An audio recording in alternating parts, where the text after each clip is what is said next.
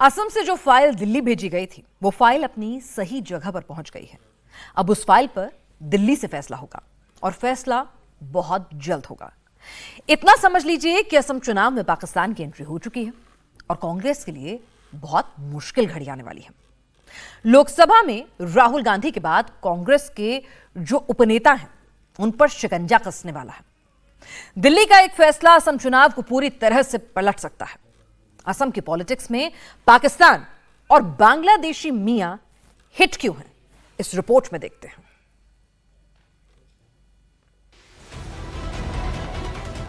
क्या एक बहुत बड़े नेता की बीवी पाकिस्तानी एजेंट है?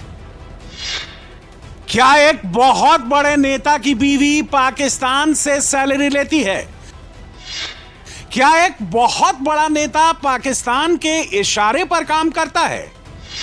क्या एक बहुत बड़ा नेता पाकिस्तान के लिए संसद में सवाल पूछता है?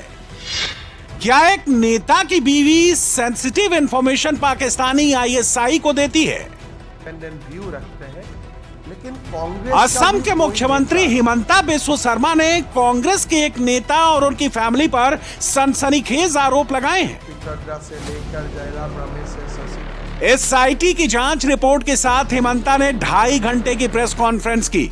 इसमें पाकिस्तानी कनेक्शन, सीक्रेट डॉक्यूमेंट्स और जांच रिपोर्ट सब कुछ है। आगे इसमें अमित शाह के एमएचए की एंट्री होने वाली है, यानी पिक्चर एकदम हॉट है, जैसे असम चुनाव से ठीक पहले रिलीज किया गया है। इस एसआईटी रिपोर्ट में असम की पॉलिटिकल पिक्चर चेंज कर देने का पोटेंशियल है। पॉलिटिक्स की बात आगे करेंगे, पहले कुछ अहम डिटेल्स देख लेते हैं। असम के मुख्यमंत्री ने 3 नाम बताए हैं। पहला नाम है अली तौकीर शेख, जिसे हिमंता पाकिस्तानी हैंडलर बता रहे हैं। दूसरा नाम है एलिजाबेथ कोलबर्न, जो ब्रिटिश नागरिक हैं और कांग्रेस के सांसद गौरव गोगोई की पत्नी है। एलिजाबेथ कोलबर्न को हिमंता ने पाकिस्तानी ऑपरेटिव बताया है। तीसरा नाम कांग्रेस के सांसद गौरव गोगोई का है, जिसे हिमंता ने को कॉन्स्पिरेटर यानी साजिश में शामिल बताया है। ये मामला बहुत सीरियस है। गौरव गोगोई को पाकिस्तान का इंटीरियर मिनिस्ट्री, जो भारत का होम मिनिस्ट्री का समान होते हैं, ये पाकिस्तान में जाने का फैसिलिटेट किया। उनका पुक्का सबूत भी हमारा पास है। 10 दिन वो वहां रहे, किसी को बताते नहीं। हिमंता बिस्वा शर्मा ने इन आरोपों की जांच के लिए एसआईटी बनाई थी। एसआईटी की जांच रिपोर्ट आ जाने के बाद अब वो सेंट्रल जांच एजेंसी से जांच करवाना चाहते हैं। सेंट्रल जांच एजेंसी मतलब सीबीआई और ईडी। एसआईटी रिपोर्ट के आधार पर हिमंता जो बता रहे हैं उसे 3 सिंपल पॉइंट से समझिए। Point number 1, Congress MP Gaurav Gogoi की पत्नी एलिजाबेथ कोलबर्न पाकिस्तानी खुफिया एजेंसी आईएसआई की कॉन्स्पिरेसी में शामिल है। पॉइंट नंबर 2, एलिजाबेथ कोलबर्न को पाकिस्तानी हैंडलर्स ने पैसे दिए, बदले में पाकिस्तान को भारत के सेंसिटिव इंफॉर्मेशन दिए गए। और पॉइंट नंबर 3, गौरव गोगोई ने आईएसआई की मदद से पाकिस्तान की यात्रा की और पाकिस्तानी यात्रा की डिटेल गोपनीय रखी। सियासत में आरोप लगाना कोई नई बात नहीं है। विरोधी दल हो या फिर विरोधी नेता एक दूसरे पर आरोप लगाते ही रहते हैं। लेकिन असम के चुनाव से तकरीबन 2-2.5 महीने पहले असम के मुख्यमंत्री हिमंता बिस्वा शर्मा ने कांग्रेस सांसद और नेता गौरव गोगोई पर जो आरोप लगाए हैं वो सिर्फ राजनीतिक आरोप नहीं बल्कि बहुत गंभीर मसला है। और इसके पीछे असम की सरकार द्वारा गठित एसआईटी की जांच रिपोर्ट है, जो कि गौरव गोगोई और उनकी पत्नी के पाकिस्तान कनेक्शन को लेकर था। इसमें दस्तावेज भी हैं, तस्वीरें भी हैं और बहुत सारे ऐसे सवाल जिनका जवाब गौरव गोगोई अब तक नहीं दे पाए हैं। चुनाव से पहले हिमंता बिस्वा शर्मा ने न सिर्फ आरोप लगाया है बल्कि इस जांच रिपोर्ट के बाद गृह मंत्रालय को सिफारिश भी कर दी है कि केंद्रीय जांच एजेंसी से इसके पूरे मामले की जांच कराई जानी चाहिए। यानी कि ये मामला अभी ठंडा नहीं होने वाला है बल्कि बहुत आगे तक जाता नजर आ रहा है।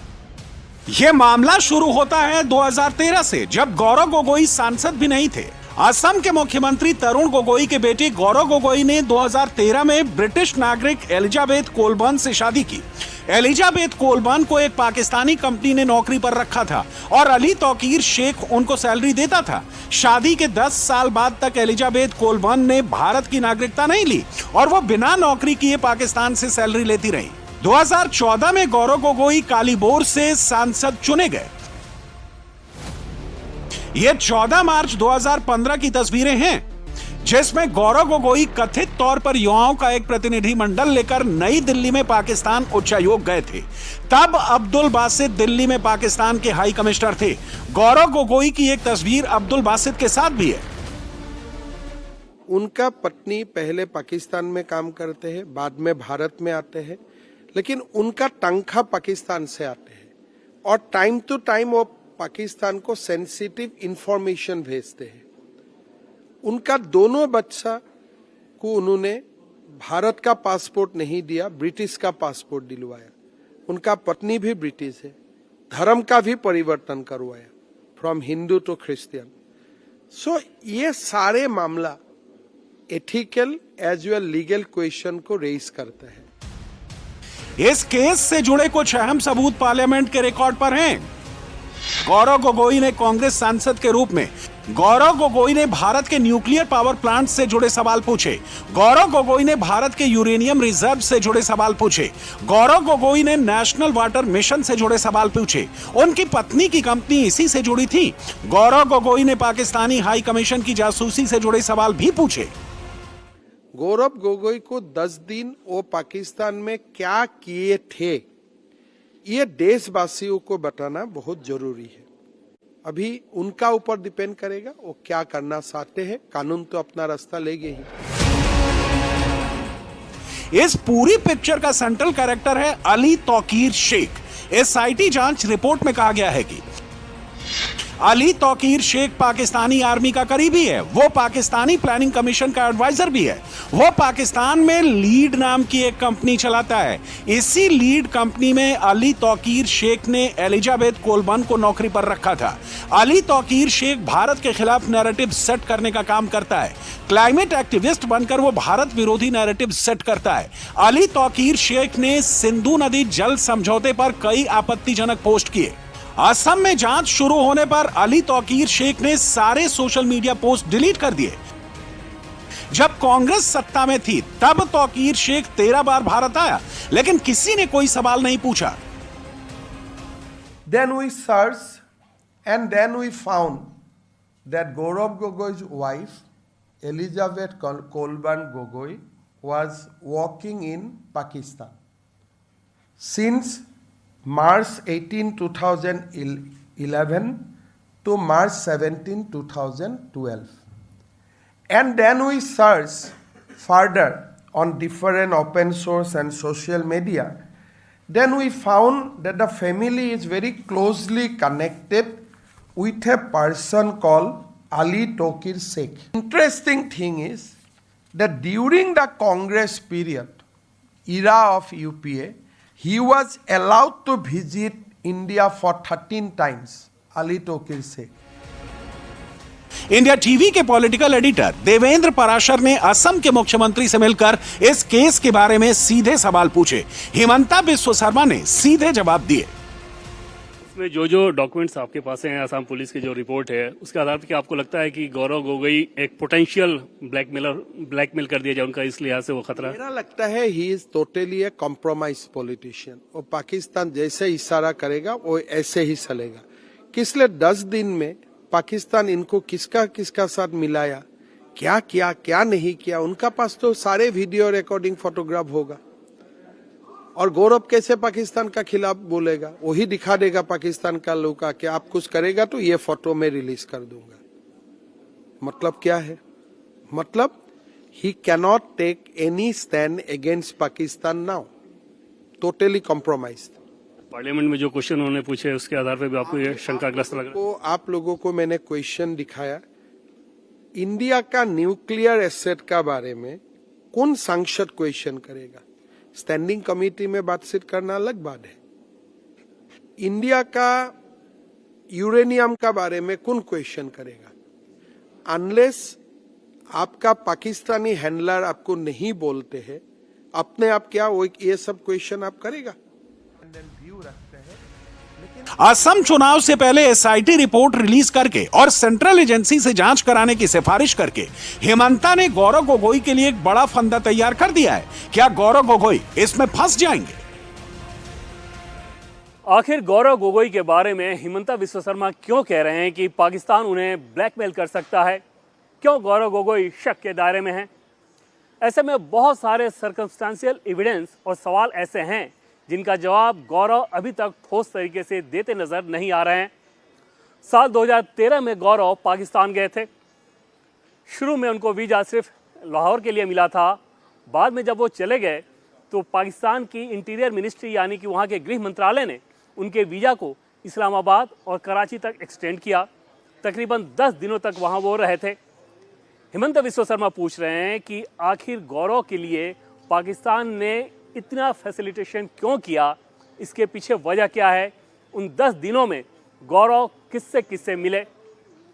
बाद में जब गौरव गोगोई सांसद बन गए यानी कि 2014 में, तो उसके बाद उन्होंने बहुत सारे सवाल पार्लियामेंट में पूछे जो कि भारत की रक्षा और सुरक्षा मामलों से संबंधित थी या फिर पाकिस्तान हाई कमीशन में दूतावास की में जासूसी से संबंधित सवाल भी। हिमंता पूछ रहे हैं कि इन सारे सवालों के पीछे मकसद क्या था।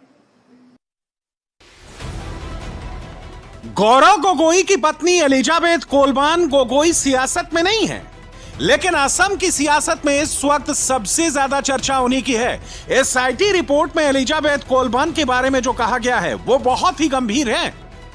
आरोपों के मुताबिक एलिजाबेथ कोलबान 2012 से 2015 तक अली तौकीर शेख की नौकरी करती रहीं।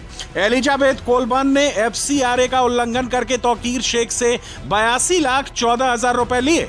एलिजाबेथ कोलबान ने आईबी की कॉन्फिडेंशियल रिपोर्ट भी पाकिस्तानी हैंडलर को दिए। एलिजाबेथ कोलबान ने अटारी वाघा बॉर्डर के जरिए कई बार पाकिस्तान की यात्रा की। एलिजाबेथ कोलबान भारत में रहते हुए भी अली तौकीर शेख की नौकरी करती रहीं। यहां उनको लीड की इंडिया यूनिट में नौकरी दी गई थी, लेकिन एलिजाबेथ कोलबान की रिपोर्टिंग सीधे पाकिस्तानी हैंडलर अली तौकीर शेख को थी। एसआईटी रिपोर्ट में कुछ तारीखें हाईलाइट की गई हैं। 18 मार्च 2011 को एलिजाबेथ कोलबान ने पाकिस्तानी कंपनी लीड से कॉन्ट्रैक्ट किया। 22 मार्च 2011 को एलिजाबेथ कोलबान ने लीड के साथ कॉन्ट्रैक्ट साइन किया। 27 अप्रैल 2011 को एलिजाबेथ कोलबान ने लीड इंडिया से कॉन्ट्रैक्ट साइन किया। कॉन्ट्रैक्ट साइन करने के 13 महीने बाद 1 जून 2012 से लीड इंडिया के साथ उनका कॉन्ट्रैक्ट शुरू हुआ। This investigation was done by Assam Police SIT. A case was registered on our CID police station, and yesterday Cabinet, after going through the report, Cabinet is of the opinion that this matter should be investigated by a central agency, and we have decided to refer the matter to the Ministry of Home Affairs for further investigation. Gaurav Gogoi ने SIT report और हिमंता बिस्वा शर्मा के आरोपों को सी category की flop film बताकर खारिज कर दिया है। गौरव गोगोई चुनाव से पहले असम में परिवर्तन यात्रा कर रहे हैं। उनका कहना है कि परिवर्तन यात्रा के दौरान उन्होंने 12,000 बीघा जमीन का पता लगाया है, जिस पर हिमंता बिस्वा शर्मा और उनके परिवार के लोगों का अवैध कब्जा है। इसी से घबराकर हिमंता बिस्वा शर्मा अनाप शनाप आरोप लगा रहे हैं। কাল্পনিক চৰিত্ৰ গৌৰৱ গগৈ ডাঙৰীয়া কাল্পনিক চৰিত্ৰ নাটকৰ নাম নেকি? बदरुद्दीन अजमल की पार्टी AIUDF ने भी हिमंता के आरोपों को सियासी ड्रामा बताकर खारिज किया है।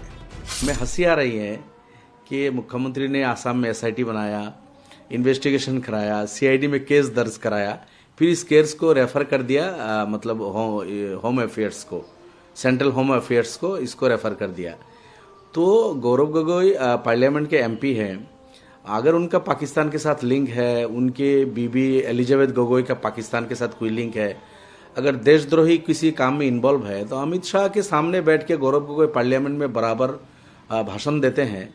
तो होम मिनिस्ट्री को इसको संज्ञान में लेके इस पे वहाँ केस होना चाहिए था, लेकिन पता नहीं हिमंता बिस्वा शर्मा साहब को SIT यहाँ गठन किया, फिर इन्वेस्टिगेशन कराया, अब फिर जाके क्या हो गया, टाई फिश हो गया। अब ये पिक्चर फ्लॉप हुई है या चुनाव में हिट होगी, ये मई में पता चलेगा, लेकिन असम की सियासी पिक्चर इंटरेस्टिंग हो गई है। असम के मुख्यमंत्री हिमंता बिस्वा शर्मा और गौरव गोगोई एक तरह से एक ही गुरु के शिष्य रहे हैं। असम के पूर्व मुख्यमंत्री तरुण गोगोई के राइट हैंड माने जाते थे हिमंता बिस्वा शर्मा, और गौरव गोगोई तो उनके बेटे ही हैं। तरुण गोगोई ने गौरव गोगोई का खूब प्रमोशन शुरू किया।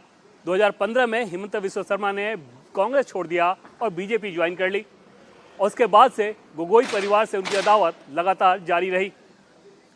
ये बात सही है कि असम में हिमंता बिस्वा शर्मा बहुत पॉपुलर हैं, तो दूसरी तरफ कांग्रेस खेमे के पास जो सबसे बड़ा चेहरा है वो गौरव गोगोई का है। लेकिन अब चुनाव से पहले गौरव गोगोई को लेकर ऐसे सवाल खड़े कर दिए गए हैं जिससे अंदाजा लगाया जा सकता है कि आने वाले दिनों में असम की राजनीति में कितना ज्यादा गोला बारूद निकलेगा, खासतौर पर तब जब मामला पाकिस्तान से जुड़ा हुआ हो गया है। असम में एक और गोला बारूद फूट रहा है, उसके सूत्रधार भी मुख्यमंत्री हिमंता बिस्वा शर्मा ही है। असम बीजेपी के इस सोशल मीडिया पोस्ट में हिमंता बिस्वा शर्मा मियां मुसलमानों पर बंदूक से गोली चलाते हुए दिख रहे हैं। मुसलमानों के बीच इसे लेकर जबरदस्त रिएक्शन है। दूसरे फ्रंट पर हिमंता बिस्वा शर्मा मजलिस वाले असदुद्दीन ओवैसी से भिड़े हुए, यहां भी मियां मुसलमानों का ही मुद्दा है। हिमंता ने असम में रिक्शा चलाने वाले बांग्लादेशी मूल के मियां मुसलमानों को 5 रुपए की जगह 4 रुपए देने की बात कही, तो ओवैसी ने हिमंता को जवाब दिया, ये 2 रुपये है। आसाम का चीफ मिनिस्टर बोल रहा है कि अगर वहां के मियां मुसलमान ऑटो में किसी को बिठा कर लेकर गए, 5 रुपये अगर ऑटो का किराया है तो 4 रुपये दो। हेमंत बिस्वा शर्मा, ये 2 रुपये की भीख तेरे को देता हूं मैं, लेता क्या तू? बोल तू 2 रुपये का भिखारी है, मेरे को मैं जानता हूं तेरे को।